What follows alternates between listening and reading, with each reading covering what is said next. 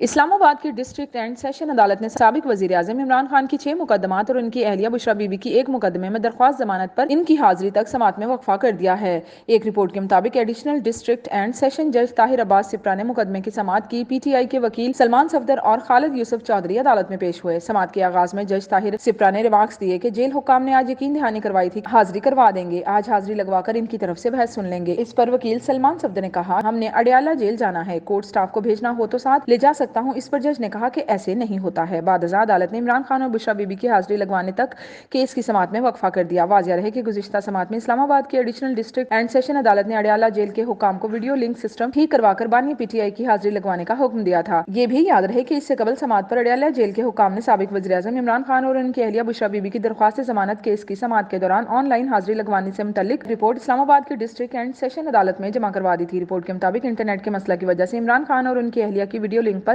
حاضری نہیں لگوائی جا سکتی ہے۔ اس سے گزشتہ سماعت پر اسلام آباد کی ڈسٹرکٹ اینڈ سیشن عدالت نے بانی پاکستان تحریک انصاف کی 6 مقدمات اور ان کی اہلیہ بشریٰ بی بی کی ایک مقدمے میں دائر درخواست ضمانت پر سماعت کے دوران ویڈیو لنک پر درخواست گزاروں کی عدم پیشی پر سپرنٹینڈنٹ اڈیالہ جیل کو 3 توہین عدالت کا نوٹس جاری کر دیا تھا۔ اس سے قبل سماعت پر عدالت نے بانی پی ٹی آئی اور بشریٰ بی بی کی ویڈیو لنک حاضری کا حکم دیا تھا۔ عدالت نے ہدایت دی تھی کہ سپرنٹینڈنٹ اڈیالہ جیل ملزمان کی ویڈیو لنک حاضری کو یقینی بنائے، جس کے بعد عدالت نے سماعت 6 مارچ تک کے لیے ملتوی کر دی۔